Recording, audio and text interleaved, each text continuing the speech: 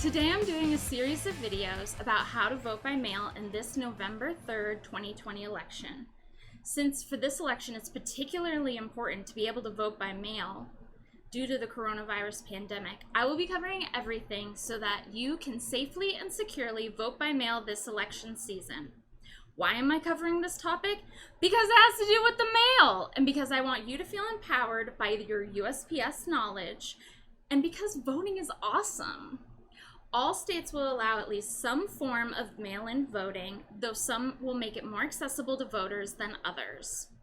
The USPS has said that they have the capacity to handle everyone's ballots. The most important thing is that you have a plan to vote. Not that you plan to vote, but the actual plan about how you are going to accomplish it. There's a lot of information and fact-checking in this episode, so everything I reference will be provided as a link in the show notes. And all of the topics will be broken into smaller videos.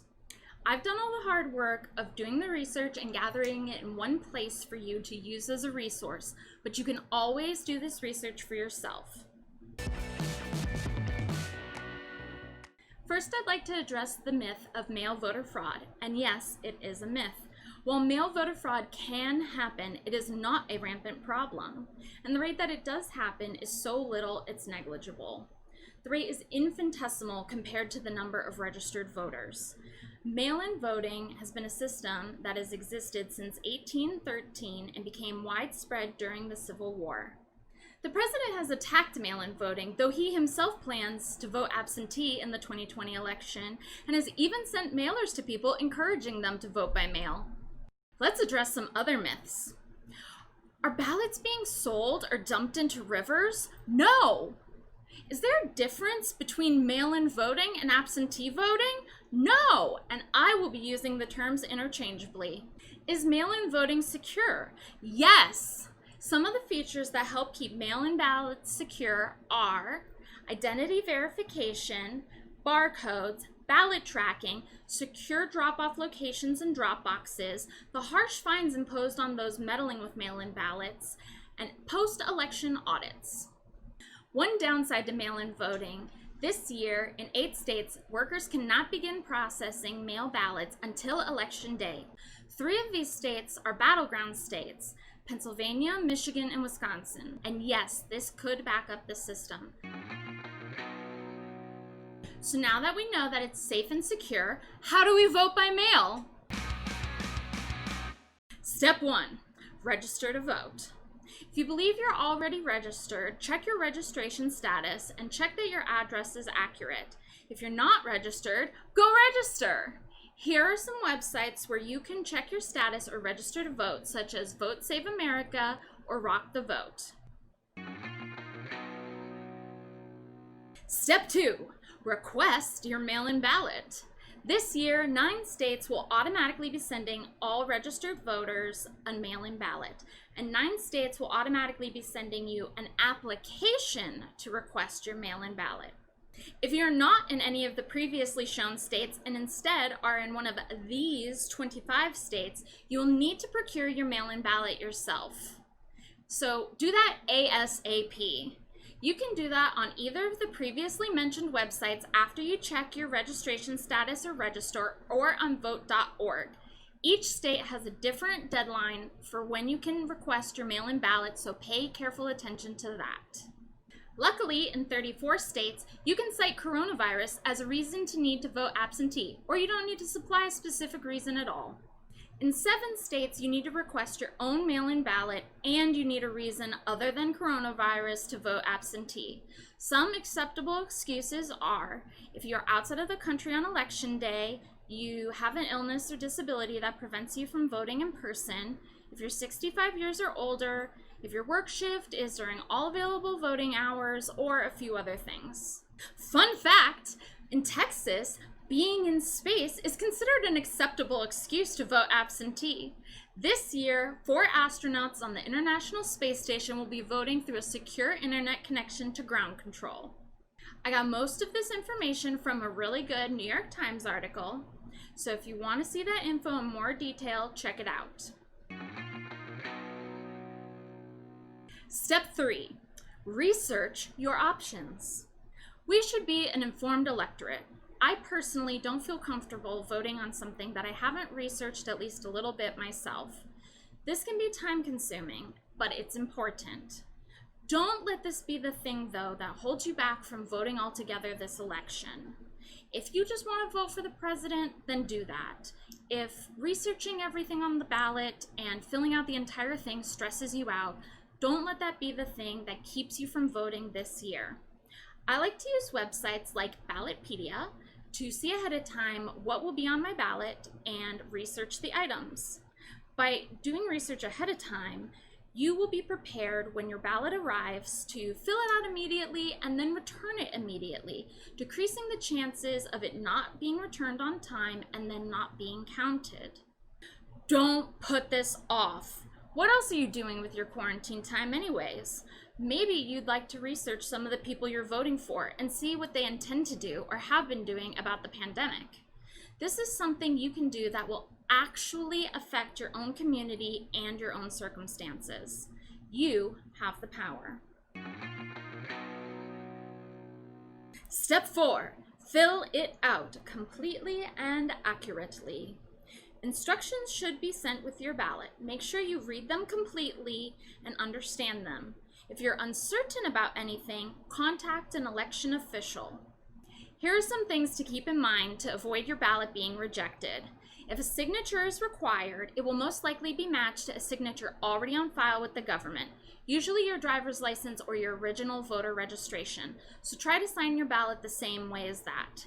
Do not alter, tear, or stain your ballot in any way other than making the marks as instructed.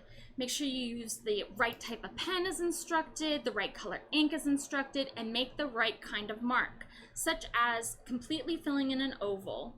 Do not put an X or a check mark or circle the oval unless it instructs you to do so. The more experience you have with mail-in voting, the less likely it is for your ballot to be rejected. So once you start doing this now, it will be even easier for you in the future. Step 5, seal it up. Do not use your own envelope to return your ballot. Use only the envelopes provided and follow all instructions closely. Some states, like Pennsylvania and New Mexico, provide 2 envelopes, an inner secrecy envelope and an outer mailing envelope. If you do not include the inner secrecy envelope, this will result in what's being called naked ballots, and your ballot will be rejected. So don't do that.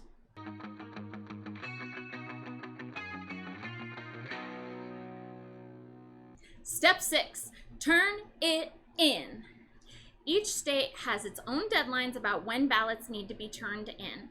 All of them are super specific and individual, so look up your state. In about half of the states, ballots need to be received by Election Day, and in the other half, they have some variation on ballots needing to be postmarked by Election Day and then received within several days after. Now here are your options for returning your ballot. I can't tell you which option will be best for you, but I'm laying them all out. Option A, mail it. Voters should be sending their ballots back no later than 1 week before Election Day, October 27th. I would recommend sending it back even sooner if you're going to be sending it through the mail. As opposed to leaving your ballot in or at your mailbox for your mail carrier to pick up and return to the post office, I would suggest taking it to the post office yourself. And rather than leaving it in a collection box there, I would suggest standing in line and taking it to a clerk so you can have them postmark it as received right in front of you. This is muy importante, especially in states where a postmark is required for a ballot to be considered legitimate or a ballot needs to be postmarked by a certain date.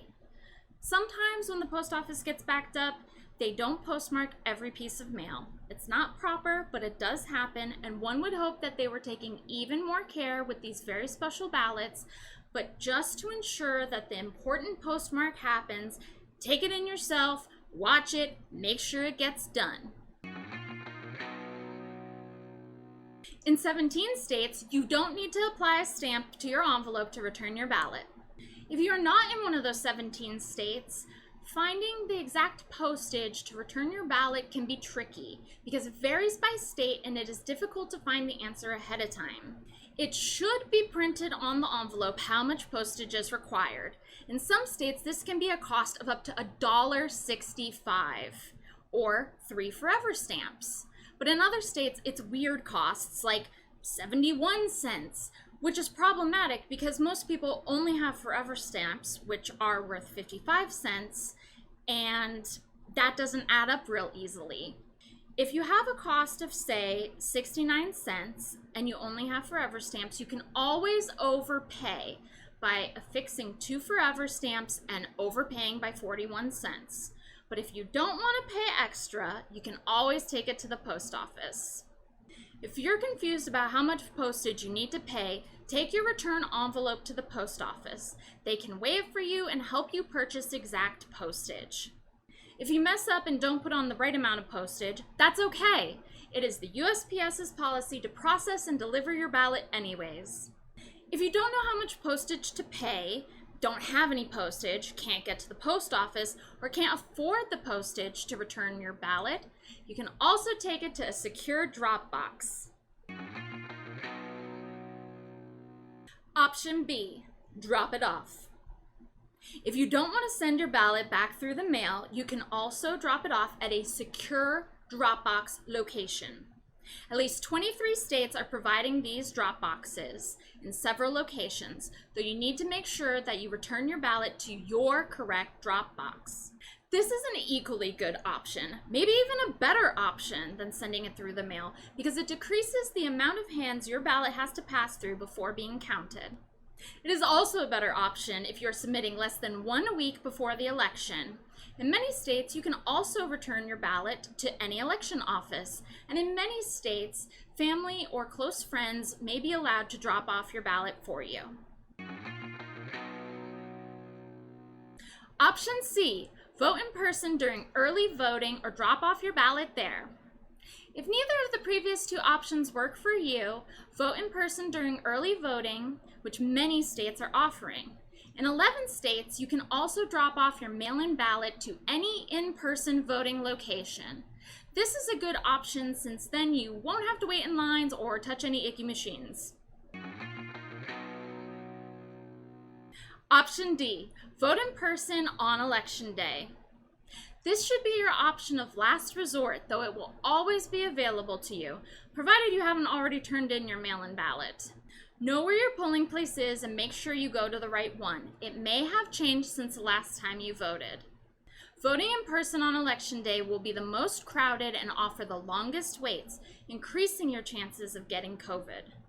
Waiting until Election Day to vote in person or drop off your ballot can lead to unexpected circumstances that could prevent you from voting, such as medical, family, childcare, or work emergencies. Traffic and distance can also be problematic since most people are assigned to polling places near their home but not near their workplace.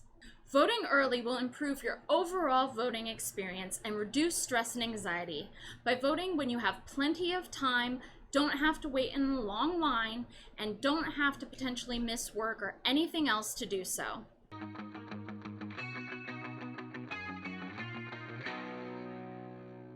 Step 7. Track your ballot.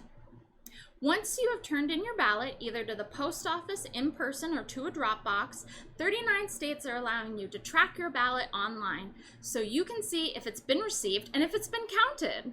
If you think your ballot hasn't been received, contact an election official and they will assist you further so that you can vote. Step 8. Celebrate. Revel in the pride of doing your civic duty while exercising your voice. Follow along for the results on election night and prepare to do it again in 2 years, or sooner if we have a special election. Don't vote twice and beware of misinformation. Consider where you're getting your information from. Voting twice or attempting to is a crime, and if you are caught doing this, you will have a criminal investigation. The best way to ensure that your vote is counted is to vote as early as possible and then track your ballot status. Voting early will also ensure that your vote matters during this election. Even though states may be tallying past November 3rd and may accept your ballot, as long as it's postmarked by Election Day and is received several days after, politicians or the media may try to call the race on the night of, and you want your vote to be a part of that. It is no longer just Election Day, but election season! More than 1 million people have already voted. Here's what I hope you'll take away from these videos. Everyone should vote. Keep yourself safe during this pandemic by requesting a mail ballot and mailing it in or turning it into a Dropbox location. And then mail voting is safe and secure. Though it may be slightly more complicated, if you follow these instructions, you can be successful. I'm Bree from Punk Postage, and remember, collect stamps, save the post office.